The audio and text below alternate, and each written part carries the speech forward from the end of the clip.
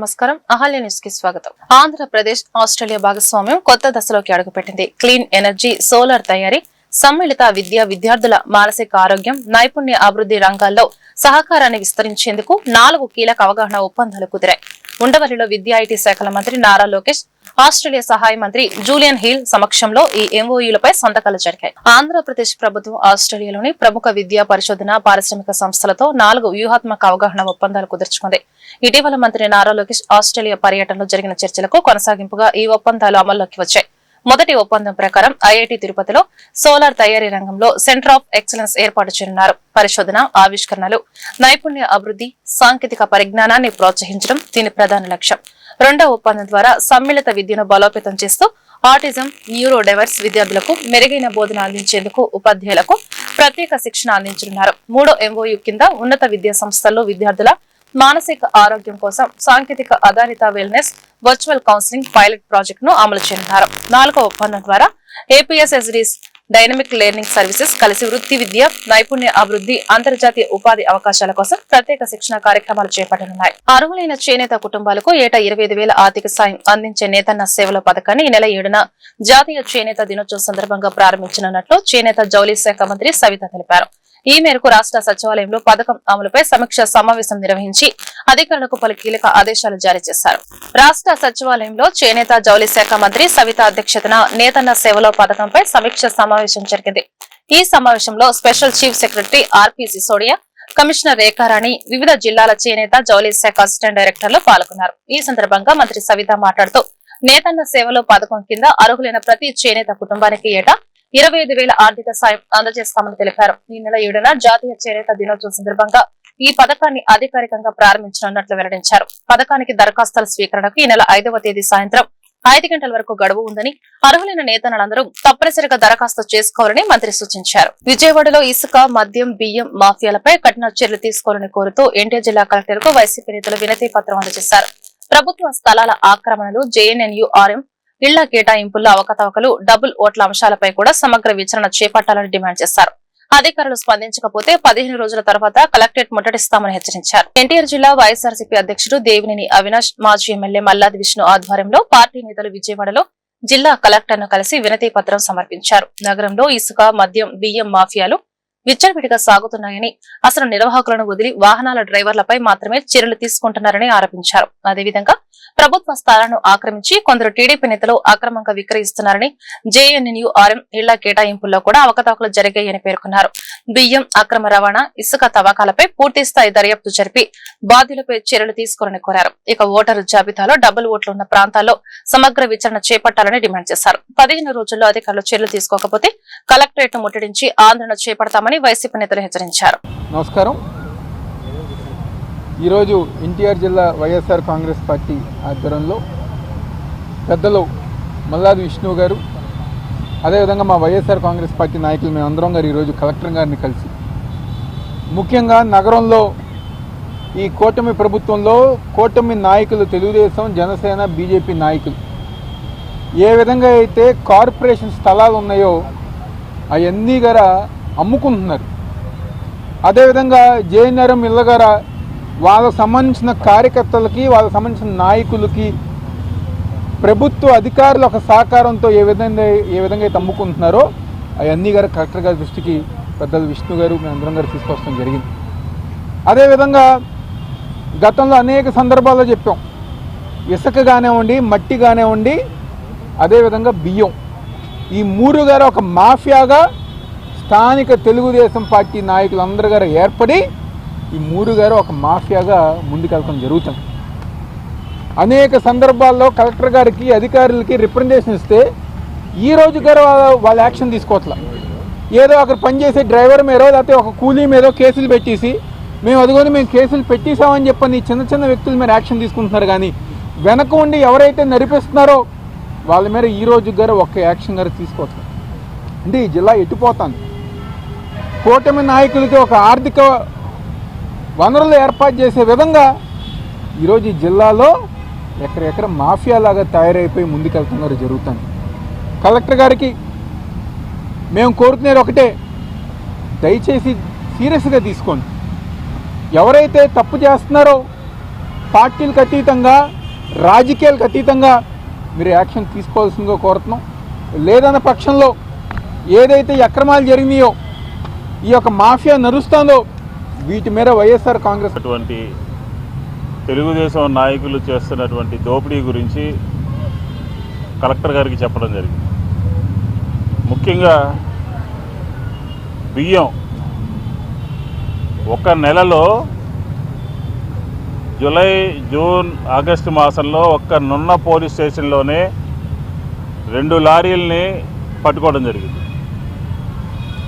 ప్రతి నెల కూడా పేద ప్రజలకు అందాల్సినటువంటి బియ్యాన్ని 10 రూపాయలకి కొని 15 రూపాయలకి మాఫియాకి అమ్ముతుంటే ఏం చేస్తున్నారు అధికార యంత్రాంగం, ఏం చేస్తున్నారు కన్సర్న్ అధికారులు? అలాగే ముందు నెలలో పటమట పోలీస్ స్టేషన్లో దొరికింది లారీ. ప్రతి నెల కూడా లారీల్ని, ఆ లారీలు పట్టుకున్నటువంటి పోలీసుల్ని అభినందిస్తూ ఉన్నాం. మాఫియా, బియ్యం మాఫియా విచ్చలవిడిగా తయారైపోయింది. తక్కువ కొనటం, కాకినాడకి ఎక్కువ కమ్మటం.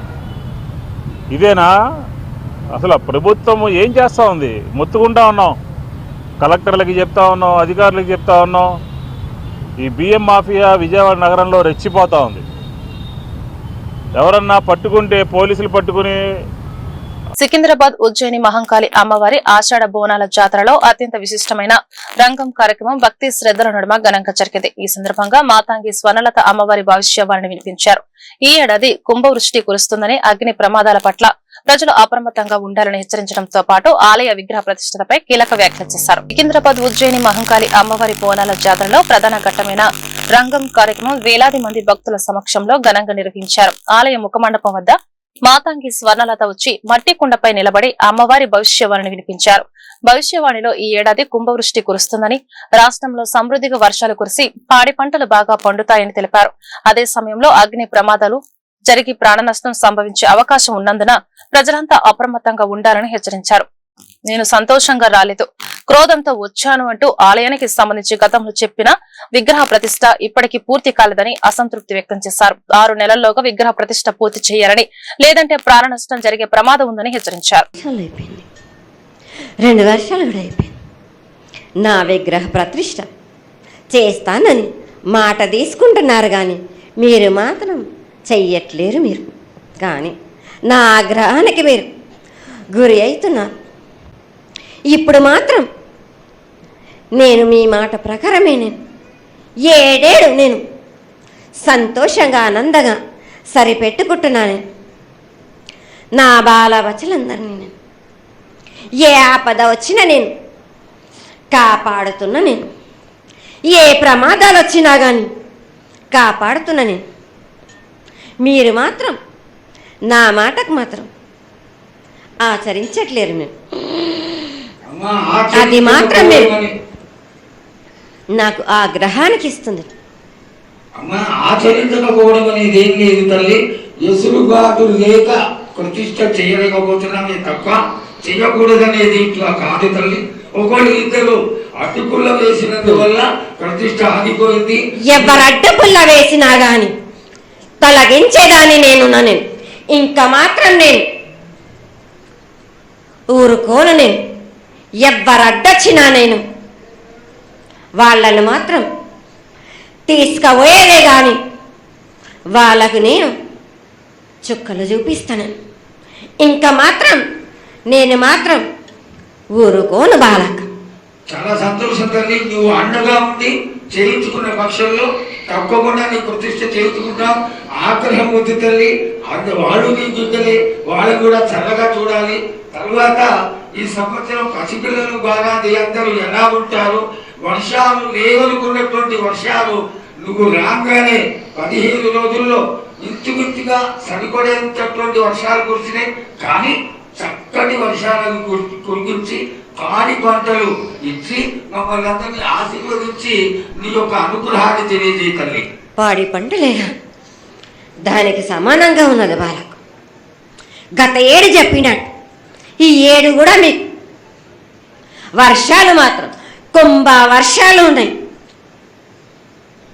జనాలు మట్టుకు జాగ్రత్తగా ఉండాలి, కొట్టుకుపోయే ప్రమాదం కూడా ఉన్నది. విజయవాడ రైల్వే స్టేషన్ వెలుపల ఉన్న సిటీ బస్ స్టాప్ లో ఆటో డ్రైవర్ల ఆగడాలు రోజు రోజుకి పెరుగుతున్నాయనే ఆరోపణలు వినిపిస్తున్నాయి. బస్సులు తక్కువ ఛార్జీతో వెళ్లే మార్గానికే ఆటోలో రెట్టింపు ఛార్జీలు వసూలు చేస్తున్నారని ప్రయాణికులు ఆవేదన వ్యక్తం చేస్తున్నారు.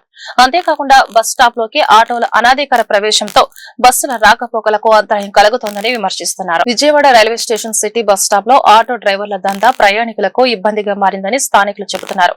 రైల్వే స్టేషన్ నుంచి ఎయిమ్స్ ఆసుపత్రి వరకు సిటీ బస్సులో కేవలం 25 మాత్రమే ఛార్జీ ఉండగా ఆటో డ్రైవర్లు ఒక్కో ప్రయాణికుడి నుంచి 50 వరకు వసూలు చేస్తున్నారని ఆరోపణలు ఉన్నాయి. నిబంధనల ప్రకారం బస్ స్టాప్ లోకి ఆటోలకి ప్రవేశం లేకపోయినా పెద్ద సంఖ్యలో ఆటోలు లోపల నిలిపివేస్తుండటంతో బస్సుల రాకపోకలకు అంతరాయం ఏర్పడుతుంది. బస్సులు ఎక్కడానికి ప్రయాణికులు తీవ్ర ఇబ్బందులు ఎదుర్కొంటున్నారని ఆవేదన వ్యక్తం చేశారు. ఎయిమ్స్ ఆసుపత్రికి వెళ్లే ప్రయాణికులు ఎక్కువ మంది రోగులు, వృద్ధులు ఉండటంతో పరిస్థితి మరింత ఇబ్బందికరంగా మారిందని చెబుతున్నారు. విజయవాడ పార్లమెంటు సభ్యుడు కేశినేని శివనాథ్ జన్మదిన వేడుకలు సింగ్ నగర్ లో ఘనంగా నిర్వహించారు. ప్రభుత్వ విజయవాడ సెంట్రల్ ఎమ్మెల్యే బోండా ఉమామహేశ్వరరావు ఆధ్వర్యంలో జరిగిన ఈ కార్యక్రమంలో పార్టీ నాయకులు, కార్యకర్తలు, అభిమానులు పెద్ద సంఖ్యలో పాల్గొని ఎంపీకి జన్మదిన శుభాకాంక్షలు తెలిపారు. సింగ్ నగర్ లోని విజయవాడ సెంట్రల్ నియోజకవర్గ ఎమ్మెల్యే కార్యాలయంలో ఎంపీ కేశినేని శివనాథ్ జన్మదిన వేడుకలు ఉత్సాహంగా జరిగాయి. ఈ సందర్భంగా ఎమ్మెల్యే బోండా ఉమామహేశ్వరరావు మాట్లాడుతూ ప్రజల సమస్యల పరిష్కారానికి కేశినేని శివనాథ్ నిరంతరం కృషి చేస్తూ విజయవాడ పార్లమెంటు అభివృద్ధికి విశేష సేవలు అందిస్తున్నారని కొనియాడారు. అనంతరం ఇద్దరు కలిసి జన్మదిన కేక్ కట్ చేసి నాయకులు, కార్యకర్తలకు కేక్ తినిపించారు. పార్టీ సీనియర్ నాయకులు, కార్పొరేటర్లు, డివిజన్ అధ్యక్షులు, అనుబంధ విభాగాల నాయకులు, కార్యకర్తలు, అభిమానులు పెద్ద సంఖ్యలో పాల్గొని ఎంపీకి శుభాకాంక్షలు తెలియజేశారు. విజయవాడ పార్లమెంటు సభ్యుడు కేశినేని శివనాథ్ జన్మదిన వేడుకలు విజయవాడలోని ఎన్టీఆర్ భవన్ లో ఘనంగా జరిగాయి. పార్టీ నాయకులు, ప్రజాప్రతినిధులు, కార్యకర్తలు, అభిమానులు పెద్ద సంఖ్యలో హాజరై ఎంపీకి జన్మదిన శుభాకాంక్షలు తెలియజేశారు. ఈ సందర్భంగా ఆయన ప్రజాసేవ, అభివృద్ధి పట్ల ఉన్న నిబద్ధతను నాయకులు కొనియాడారు. విజయవాడలోని ఎన్టీఆర్ భవన్ లో ఎంపీ కేశినేని శివనాథ్ జన్మదిన వేడుకలను ఘనంగా నిర్వహించారు. కేక్ కట్ చేసి సంబరాలు జరుపుకున్న పార్టీ నాయకులు, ప్రజాప్రతినిధులు, కార్పొరేటర్లు, కార్యకర్తలు, అభిమానులు ఆయనకు శుభాకాంక్షలు తెలిపారు. ఈ సందర్భంగా మాట్లాడిన నాయకులు ప్రజల కోసం రాజకీయాలను సాధనంగా ఉపయోగించే నాయకుడు చిన్ని అని పేర్కొన్నారు. ప్రచారం కంటే అభివృద్ధికే ప్రాధాన్యత ఇస్తూ మాటల కంటే చేతులతో ప్రజల విశ్వాసాన్ని గెలుచుకున్న నాయకుడిగా ఆయన నిలిచారని కొనియాడారు. కార్యకర్తలను కుటుంబ సభ్యులుగా భావిస్తూ వారి సమస్యలను పరిష్కరించేందుకు ఎల్లప్పుడూ అందుబాటులో ఉంటారని, విజయవాడ అభివృద్ధి కోసం నిరంతరం కృషి చేస్తున్నారని తెలిపారు. విజయవాడ పార్లమెంటు సభ్యులు సోదరులు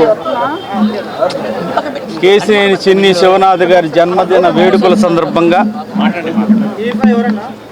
వారికి మా తరపున హృదయపూర్వకమైనటువంటి జన్మదిన శుభాకాంక్షలు తెలియజేస్తా ఉన్నాం. ఈరోజు పార్లమెంటు ఉండటం వల్ల వారు ఢిల్లీలో ఉన్నారు, కానీ 7 పార్లమెంటులో కూడా వారి జన్మదిన వేడుకలు చాలా ఘనంగా జరుపుకుంటా ఉన్నారు. అభిమానంగా ఎంతోమందికి పేదలకి అన్నదానం, వస్త్రదానం, అనేక గుడుల్లో కూడా వాళ్ళు ఆరోగ్యంగా ఉండాలని పూజలు కూడా అభిమానంగా చేస్తూ ఉన్నారు. విజయవాడ పార్లమెంటు చరిత్రలో 2,85,000తో గెలిచినటువంటి ఎంపీ గారు ఆ ప్రజల రుణం తీర్చుకోవాలని గెలిచిన దగ్గర నుంచి నేటి వరకు కూడా క్షణం తీరిక లేకుండా ప్రజా సమస్యల మీద పనిచేస్తూ ఉన్నారు. విజయవాడ పార్లమెంటును శరవేగంతో అభివృద్ధి పదంలో ముందుకు నడిపిస్తూ ఉన్నారు.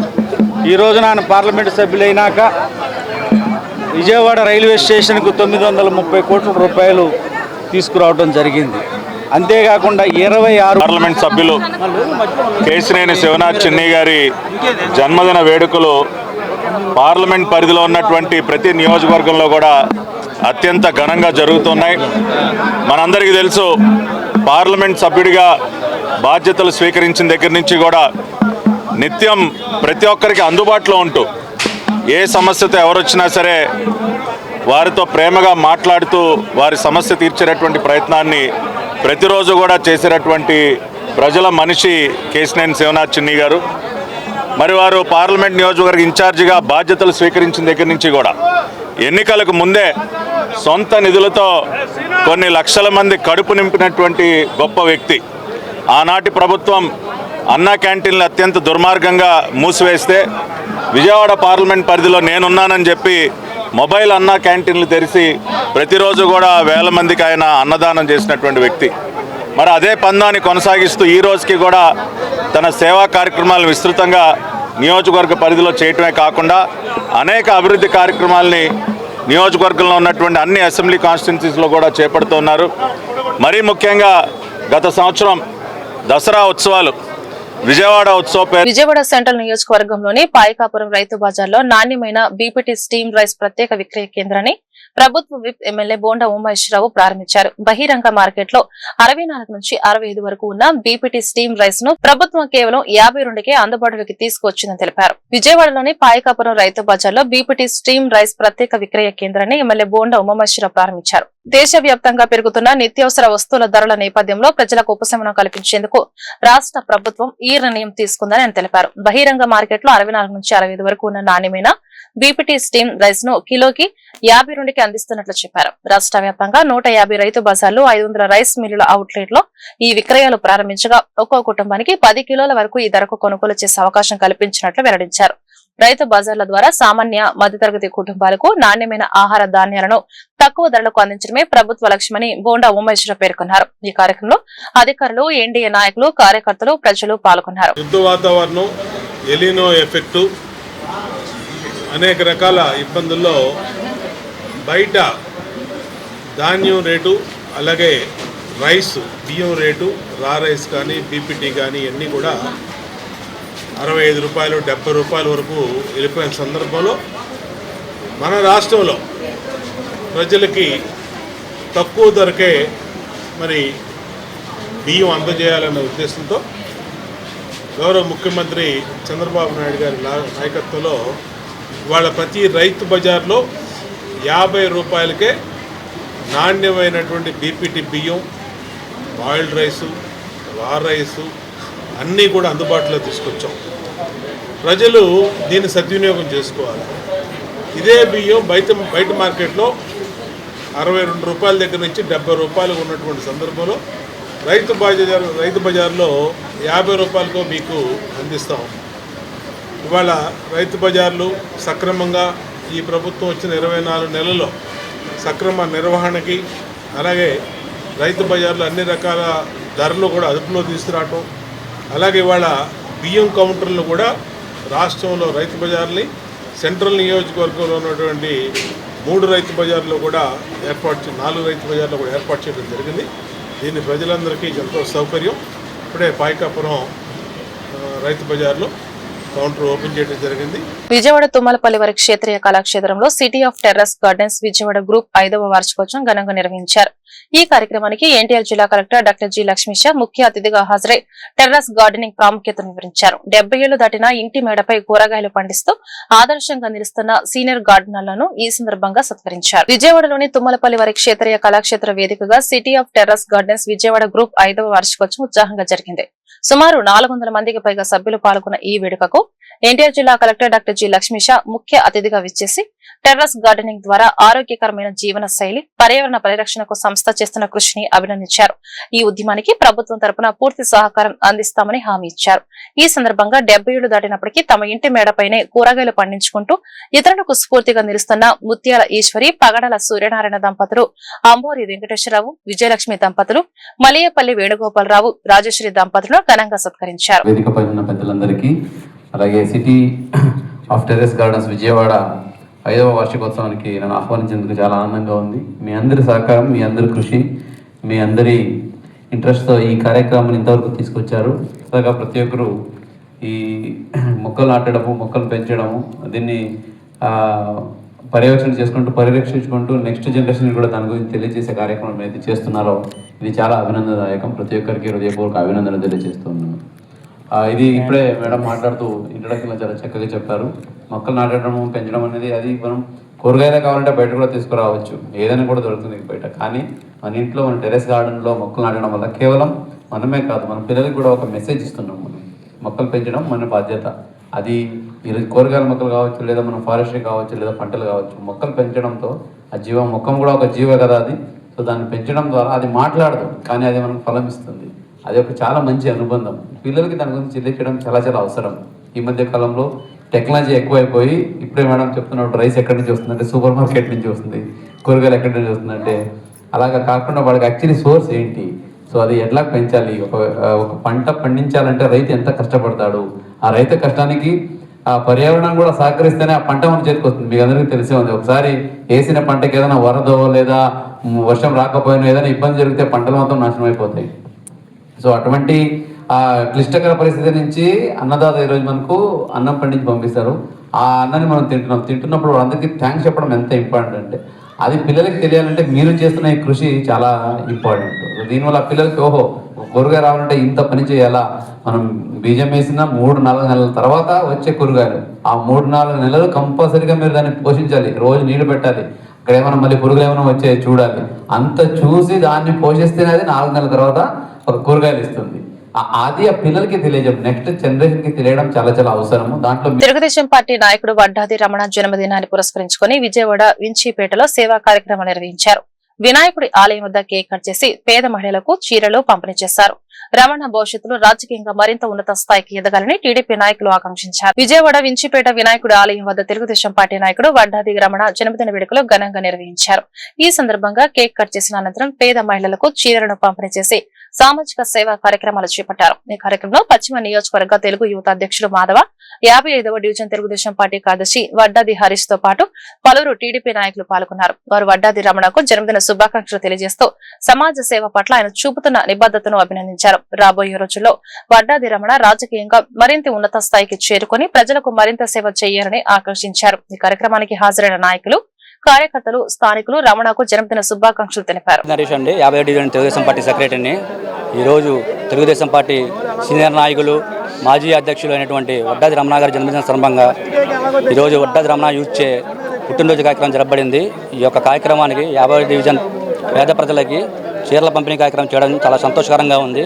మా అన్నయ్య గారు ఇలాంటి పుట్టినరోజులు మరి ఎన్నో జరుపుకోవాలని, నిండు ఇలా భగవంతుడి ఆశీర్వాదం, ఆయుష్, అనుగ్రహం ఉండాలని చెప్పి కోరుకుంటున్నాం. ఈరోజు మన స్థానిక 55వ డివిజన్ ఇంచిపేటలో మా సోదరుడు అయినటువంటి వడ్డాది రమణ ఎస్ఎస్ఎల్ అధ్యక్షుడు, ఎస్ఎస్ఎల్ నాయకుడు అయినటువంటి ఈరోజు ఘనంగా ఇక్కడ స్థానికులతో కలిసి జన్మదిన వేడుకలు ఘనంగా నిర్వహించాడు. యువతంతా మొత్తం కూడా రానున్న రోజుల్లో రమణ రాజకీయంగా ఇంకా ఎదగాలని, మంచి స్థానంలో ఉండాలని కోరుకుంటూ ఆ యొక్క దేవుణ్ణి కూడా ప్రార్థిస్తున్నాను. ఇంకా ఇలాంటి జన్మదినాలు చేసుకుంటూ ఆయన ప్రజాక్షేత్రంలో తిరుగుతూ ఇంకో ఎంతోమందికి సేవ చేస్తూ ఈరోజు ఆయన పుట్టినరోజు సందర్భంగా కొంతమందికి పేద మహిళలకు చీరలు కూడా, అదేవిధంగా పిల్లలకు పుస్తకాలు కూడా ఏర్పాటు చేయడం జరిగింది. ఆయన అభినందనిస్తూ ఇంకా రానున్న రోజుల్లో మా రమణ ఇంకా కూడా మంచి స్థానం ఉండాలని. ఇంద్రకీలాద్రిపై కొలువైన దుర్గమ్మకు భక్తులు తమ భక్తి శ్రద్ధలను చాటుకుంటున్నారు. తాజాగా విజయవాడలోని లబ్బిపేటకు చెందిన దొండేటి ఐశ్వర్య జ్యోతి మరియు కుటుంబ సభ్యులు అమ్మవారికి అత్యంత విలువైన లక్ష్మీ కాసుల హారాన్ని విరాళంగా సమర్పించారు. ఈ హారం సుమారు 108 గ్రాముల బరువు కలిగి ఉండగా దీని మార్కెట్ విలువ సుమారు 17 లక్షలు ఉంటుందని అంచనా. దాతలు కుటుంబ సమేతంగా ఆలయానికి విచ్చేసి ఆలయ deputy executive officer Kishore Kumar కలిసి ఈ విశేష కానుకను భక్తి శ్రద్ధలతో అందజేశారు. ఈ కార్యక్రమంలో పాల్గొన్న దాతలను ఆలయ అధికారులు అభినందించి అమ్మవారి ప్రసాదాలను అందజేశారు.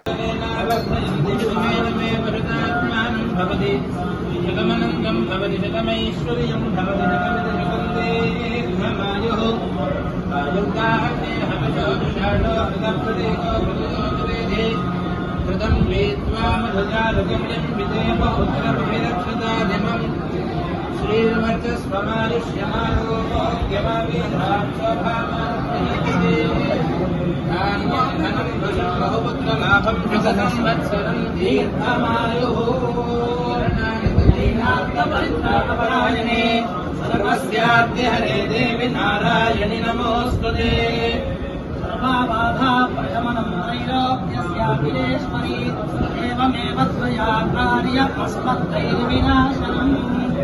ఈ వార్తలు ఇంతటితో సమాప్తం. నమస్కారం.